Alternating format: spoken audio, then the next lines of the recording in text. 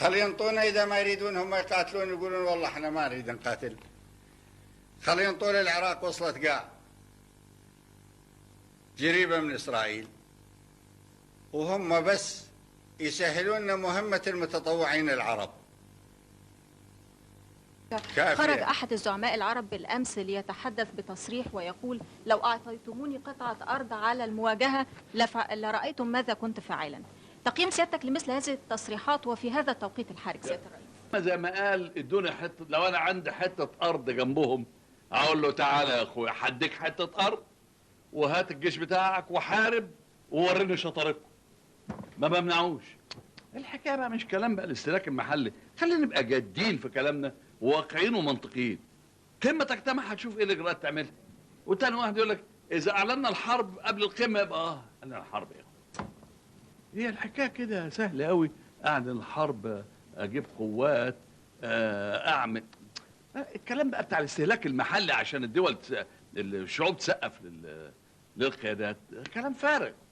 الوقت وقت جد، وقت منطق، وقت استعمال الحكمه.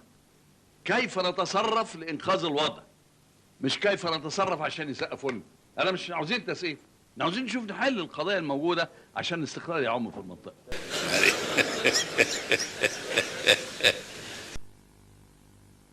والله عيب،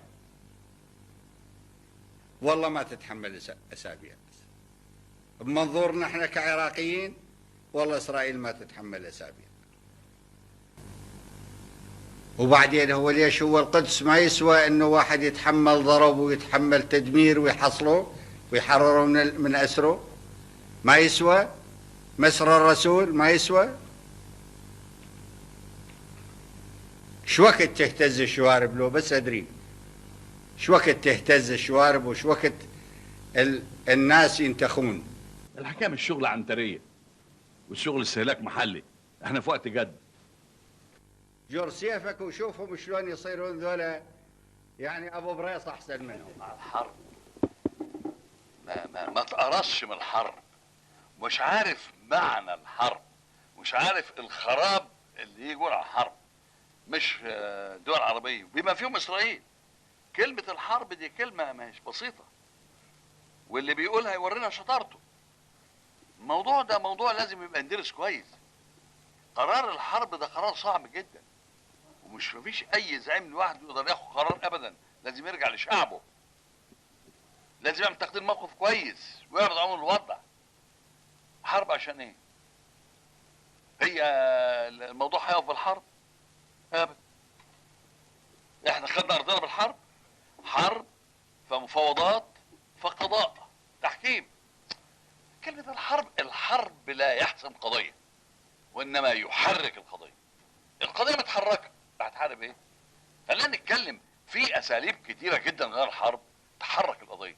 اما احنا بقى العجز بقى نقول احارب، ابعت جيش يحارب. اللي عاوز يبعت جيش ما يبعت جيش. الله، اللي عاوز يحارب ما يروح يا حبيبي. حد ماسك حد؟ انا لا مكتف حد ولا كل واحد. دي دول حرة ومستقلة وذات سيادة. كافي ضعف. ينبغي ان يوضع حد للصهيونية، ومو المقصود مزايدة.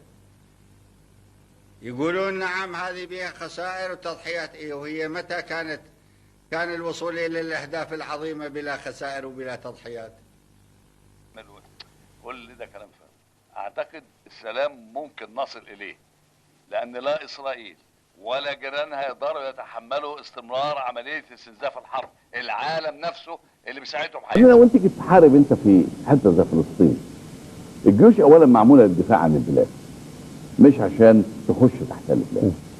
فلسطين دلوقتي ده فيها عرب وفيها اسرائيليين ومختلطين ببعض. يعني لما تيجي بلد هنا زي هنا في مستوطن هنا وفي فلسطين هنا وفلسطين، تخش تعمل ايه؟ تحارب تعمل ايه؟ يعني مفيش تكتل سكاني متجانس. تضرب في مين؟ في تداخل. تضرب في مين؟ طب وبعد ما تضرب فيه ده صح، ده الاقيك بيضرب فيه فلسطين، يضرب فيه كمان ما هو مش عارف. وهيختلط الامر، ما انت عارف الفلسطيني من اليهودي من البتاع، الحكايه لخبطت. الحرب ديت يجب ان احنا نبقى منطقيين مع نفسنا ونبقى واقعيين ونبطل كلمه الحرب ديت طالما ما فيش مجال للدفاع عن، ما فيش احتلال على الوطن بتاعنا. بلدي بتحتل دفاع عن بلدي، لكن المشاكل دي ما تنفعش فيها حروب. واحنا ما حاربنا في 73 الحرب ما بتحسبش قضيه. هات لي اي حرب في الدنيا حسب القضيه، لازم يبقى في تفاوض، في حل سلمي ضروري. فموضوع الحرب ده موضوع. بس انت شايف انه اذا كان هناك امكانيه للوصول للتفاوض بالتفاوض، فلماذا نحارب حتى نصل للتفاوض؟ اذا كان في مجال للتفاوض لابد ان نستخدمه. الحرب دي اخر حاجه اي مخلوق يفكر فيها.